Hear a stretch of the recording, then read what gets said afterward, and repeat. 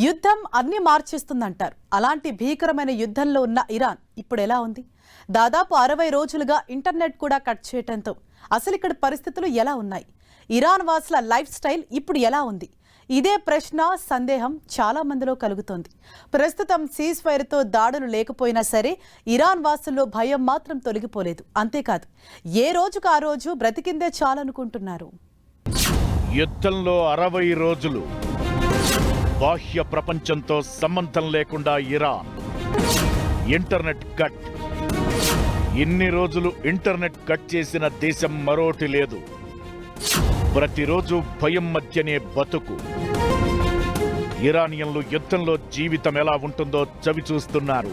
టెహరాన్లోని నివాస స్థలాలను, స్కూళ్లని కూడా అమెరికా టార్గెట్ చేసింది. ఓ స్కూల్ భవంతిపై దాడి చేసినప్పుడే అమెరికా ఇది కావాలనే చేస్తుందని అర్థమైంది. అయితే పైకి మాత్రం తాము ఇది ఎలా జరిగిందో దర్యాప్తు చేస్తున్నట్లు అమెరికా ప్రకటించింది. ఇరాన్కి చెందిన human rights activist national agency ప్రకారం 1100 మంది ఇరాన్ వాసులు చనిపోయారు.